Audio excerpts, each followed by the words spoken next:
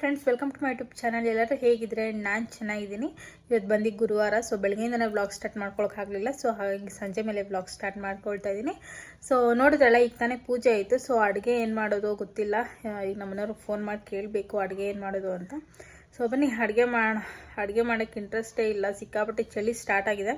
ಈಗ ಮಾಡ್ಕೊಂಡ್ರೆ ಬಚಾವು. ಇನ್ನು ಆಮೇಲೆ 7:30 ಆದಮೇಲಂತೂ ಸಿಕ್ಕಾಪಟ್ಟೆ ಚಳಿ ಇರುತ್ತೆ. ನೀರಂತೂ ಮುಟ್ಟೋಕ್ಕೆ ಆಗೋಲ್ಲ. ಸೊ ಅದಕ್ಕೆ ಈಗಲೇ ಮಾಡ್ಕೊಂಬೇಡ, ಮನೆಗೆ ಫೋನ್ ಮಾಡಿ ಕೇಳಿ ಆಮೇಲೆ ಅಡುಗೆ ಮಾಡೋಣ. ಸೊ ಫ್ರೆಂಡ್ಸ್, ಮನೆ ಹತ್ರನೇ ಹೂವು ಬಂದಿತ್ತು. ಇನ್ನೇನು ನಾಳೆ ಶುಕ್ರವಾರ ಹಾಗೆ ಶನಿವಾರ ವಾರ ಮಾಡೋಕ್ಕೆ ಹೂವು ಬೇಕಲ್ಲ. ಸೊ ಅದಕ್ಕೆ ಹೂವು ತೊಗೊಂಡೆ.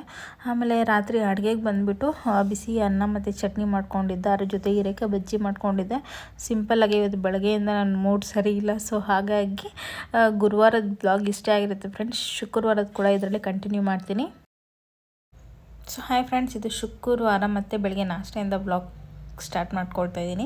ಸೊ ಇದು ನೆನ್ನೆದೇ ಕಂಟಿನ್ಯೂ ಬ್ಲಾಗ್ ಆಗಿರುತ್ತೆ. ಲಾಸ್ಟ್ ಟೈಮ್ ನಂದು ಒಬ್ಬರು ಸಬ್ಸ್ಕ್ರೈಬರ್ ಕೇಳಿದರು ಟೊಮೆಟೊ ಚಿತ್ರಾನ್ನ ರೆಸಿಪಿ ಹೇಳಿ ಅಂತ. ಸೊ ಅದಕ್ಕೆ ಟೊಮೆಟೊ ಚಿತ್ರಾನ್ನ ಮಾಡ್ತಾಯಿದ್ದೀನಿ.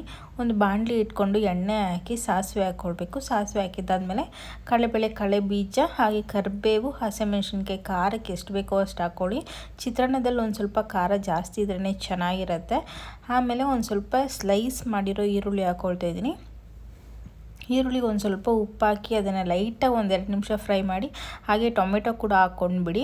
ಯಾಕಂದರೆ ಈರುಳ್ಳಿ ಅರ್ಧ ಬೆಂದಮೇಲೆ ಎಲ್ಲ ಫುಲ್ಲಾಗಿ ಗೋಲ್ಡನ್ ಆದಮೇಲೆ ನೀವು ಹಾಕ್ಕೊಂಡ್ರೆ ಈರುಳ್ಳಿ ಎಲ್ಲ ಫುಲ್ ಸಿದೋಗುತ್ತೆ. ಸೊ ಹಾಗಾಗಿ ಟೊಮೆಟೊ ಈರುಳ್ಳಿ ಎರಡೂ ಒಟ್ಟಿಗೆ ಹಾಕ್ಕೊಂಡು ಉಪ್ಪು ಹಾಕಿ ಒಂದು ಸ್ವಲ್ಪ ಲೈಟಾಗಿ ಫ್ರೈ ಮಾಡ್ಕೊಳ್ತೀನಿ. ತುಂಬ ಚೆನ್ನಾಗಿರುತ್ತೆ. ಈ ಚಿತ್ರಾನ್ನಕ್ಕೆ ಲೆಮನ್ ಅಷ್ಟು ಯೂಸ್ ಆಗೋದಿಲ್ಲ. ನಿಮಗೆ ಹುಳಿ ಬೇಕು ಅಂತಂದರೆ ಒಂದು ಸ್ವಲ್ಪ ಲೈಟಾಗಿ 1-2 ಡ್ರಾಪ್ ಹಾಕ್ಕೊಳ್ಬೋದು ಅಷ್ಟೇ. ಆಮೇಲೆ ಇದೆಲ್ಲ ಚೆನ್ನಾಗಿ ಎಣ್ಣೆ ಬಿಟ್ಟಿದೆ ಆ್ಯಂಡ್ ಟೊಮೆಟೊ ಕೂಡ ಬೆಂದಿದೆ.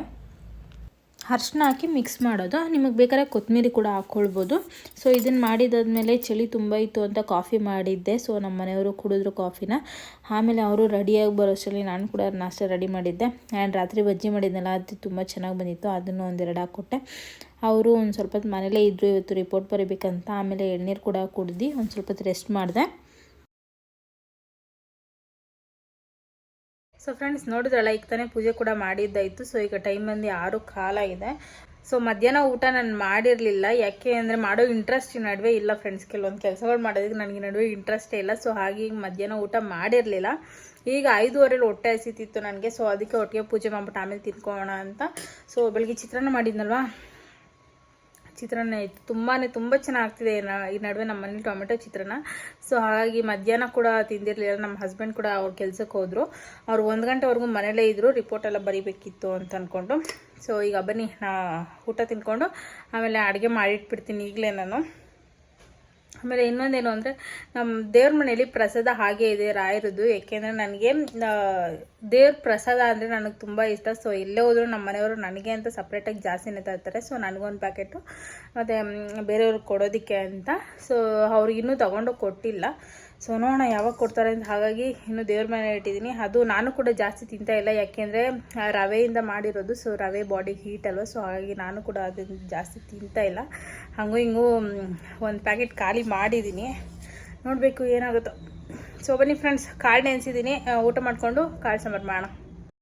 ಸೊ ಫ್ರೆಂಡ್ಸ್, ಈಗ ಅಡುಗೆ ಮನೆಗೆ ಬಂದಿದ್ದೀನಿ. ಸೊ ಅಡುಗೆ ಮಾಡ್ಕೋಣ ಅಂತ ಟೈಮ್ ಬಂದು ಆಲ್ರೆಡಿ 6:30 ಆಗಿದೆ. ಸೊ ಅರ್ಧ ಅವರಲ್ಲಿ ಮುಗಿಸ್ಕೊಳ್ಬಿಡ್ತೀನಿ ನಾನು ಅಡುಗೆ ಮನೆಗೆ ಬಂದರೆ ಅಡುಗೆಗಳನ್ನ. ಸೊ ಎಲ್ಲ ಹತ್ರನೇ ಇರೋದ್ರಿಂದ ಬೇಗ ಕೈಗೆ ಸಿಗುತ್ತೆ.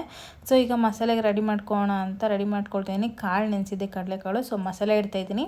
ಸೊ ತುಂಬ ಸತಿ ನಾವು ಮಸಾಲೆ ಇಡ್ತೀವಿ ಕಾಳು ಅಂದರೆ ಈ ಸಾಂಬಾರು ಮಾಡ್ತೀವಿ. ಯಾಕೆ ಅಂದರೆ ಚಿಕನ್ ಇಲ್ವಲ್ಲ ಫ್ರೆಂಡ್ಸ್. ತುಂಬ ದಿನ ಆಯಿತು, ಹತ್ತತ್ರ 3 ತಿಂಗಳಾಗೋಯ್ತು ನಾನು ಚಿಕನ್ ತಿನ್ನೋದು ಬಿಟ್ಟು. ಸೊ ನನಗೆ ಚಿಕನ್ ಅಂದರೆ ತುಂಬ ಇಷ್ಟ. ಪಾಪ ನಾನು ತಿಂತಾಯಿಲ್ಲ ಅಂತ ನಮ್ಮ ಮನೆಯವರು ತಿಂತಾಯಿಲ್ಲ.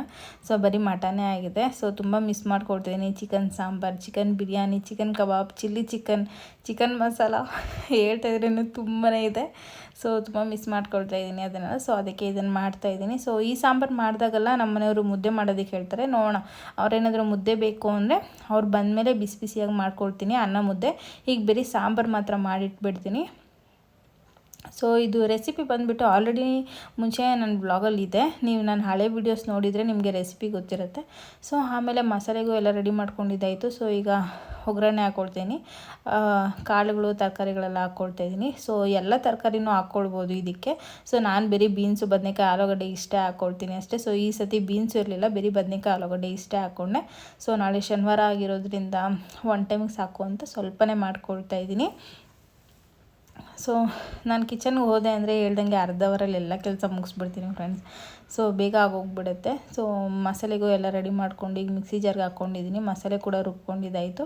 ಸೊ ಹಾಗೆ ಬಜ್ಜಿ ಕೂಡ ಕಲಿಸ್ಕೊಳ್ಳೋಣ ಅಂತ ಕಲಿಸ್ಕೊಳ್ತಾ ಇದ್ದೀನಿ. ಸೊ ನನಗೆ ಬಂದುಬಿಟ್ಟು ಮೆಣಸಿನ್ಕಾಯಿ ಬಜ್ಜಿ ಇಷ್ಟ ಆಗೋದಿಲ್ಲ. ಸೊ ಹೀರೆಕಾಯಿ ಇದೆಯಲ್ವ, ನಾನು ಹೀರೆಕಾಯಿ ಬಜ್ಜಿ ಮಾಡ್ಕೊಳ್ತೀನಿ. ನಮ್ಮ ಮನೆಯವ್ರಿಗೆ ಮೆಣಸಿನ್ಕಾಯಿ ಬಜ್ಜಿ ಹಾಕ್ಕೊಡ್ತೀನಿ. ಸೊ ಮಿಕ್ಸಿ ಜಾರ್ಗೆ ಆ ಥರ ನೀರು ಹಾಕ್ಬಿಟ್ಟು ಅಲ್ಲಾಡಿಸಿದ್ರೆ ಮಸಾಲೆ ಎಲ್ಲ ಹಾಗೆ ಬಂದುಬಿಡುತ್ತೆ. ಸೊ ನಾವು ಕೈಗೋ ನೆಸೆಸಿಟಿ ಇರೋದಿಲ್ಲ. ಸೊ ಎಲ್ಲ ನೀಟಾಗಿ ಮಸಾಲೆ ಎಲ್ಲ ಬಂದುಬಿಡುತ್ತೆ. ಸೊ ಹಾಗಾಗಿ ಅದು ನಮ್ಮ ಮನೆಯವ್ರು ಹೇಳ್ಕೊಟ್ಟಿರೋ ಟ್ರಿಕ್ಕು ನನಗೆ. ಸೊ ಅದನ್ನೇ ಯೂಸ್ ಮಾಡಿಕೊಂಡೆ. ಆಮೇಲೆ ಬಜ್ಜಿಗೆ ಎಲ್ಲ ಕಲಸು ಇಟ್ಟಿದ್ದೀನಿ. ನಾನು ಎಗ್ಗಿದಲ್ವ, ಎಗ್ ಬೋಂಡ ಮಾಡೋಣ ಅಂತ ಅಂದ್ಕೊಂಡೆ. ಸೊ ಇವತ್ತು ಬೇಡ ಶುಕ್ರವಾರ ಅಂದ್ಕೊಂಡು ಸುಮ್ಮನೆ ಇದ್ದೀನಿ. ಎಗ್ಗು ಕೂಡ ತಿನ್ನಬಾರ್ದು, ಸೊ ಅದಕ್ಕೋಸ್ಕರ. ಆಮೇಲೆ ಮಸಾಲೆ ಕೂಡ ಎಲ್ಲ ರೆಡಿ ಮಾಡಿ ಇಟ್ಟು ಬಿಸಿನೀರು ಕೂಡ ಕಾಯಕ್ಕೆ ಇಟ್ಟಿದ್ದೀನಿ. ಹಾಗೆ ಪಾತ್ರೆಗಳು ಸ್ವಲ್ಪ ಬಿದ್ದಿತ್ತಲ್ಲ, ಅಷ್ಟು ಚಳಿ ಕೂಡ ಇಲ್ಲ. ಸೊ ಪಾತ್ರೆಗಳು ತೊಳ್ಕೊಂಬೇಡ ಅಂತ ಪಾತ್ರೆಗಳು ತೊಳ್ಕೊಂಬಿಡ್ತಾಯಿದ್ದೀನಿ. ಇಷ್ಟು ದಿನ ಕಂಪೇರ್ ಮಾಡಿಕೊಂಡ್ರೆ ಇವತ್ತು ಒಂದು ಸ್ವಲ್ಪ ಚಳಿ ಕಡಿಮೆ ಇದೆ. ಸೊ ಯಾವಾಗ ಈ ಚಳಿಗಾಲ ಮುಗಿಯುತ್ತೆ ಅಂತ ಅನ್ನಿಸ್ತಾ ಇದೆ. ಸೊ ತುಂಬ ಚಳಿ ಫ್ರೆಂಡ್ಸ್. ಬೆಳಗ್ಗೆ ಹೊತ್ತು ಎದ್ದೊಳಕ್ಕಾಗಲ್ಲ, ಅಲ್ಲಿಗೂ ಪೂಜೆ ಮಾಡ್ತಿದ್ದೀನಿ. ನೋಡೋಣ, ನಾಳೆ ಶನಿವಾರ ಆಗಿರೋದ್ರಿಂದ ಬೆಳಗ್ಗೆನೇ ವಾರ ಮಾಡ್ಬೇಕು ಅಂದ್ಕೊಂಡಿದ್ದೀನಿ. ಏನಾಗುತ್ತೋ ಗೊತ್ತಿಲ್ಲ. ಸೊ ಫ್ರೆಂಡ್ಸ್, ನಮ್ಮ ಮನೆಯವರು ಬರ್ತಾ ಕ್ಯಾಲೆಂಡರ್ ತಂದಿದ್ರು 2026. ಸೊ ಅದನ್ನು ಎತ್ತಿಟ್ಟೆ. ಆಮೇಲೆ ಅವ್ರಿಗೂ ಬಿಸಿಯಾಗಿ ಅನ್ನ ಸಾಂಬಾರು ಹಾಕ್ಕೊಟ್ಟೆ.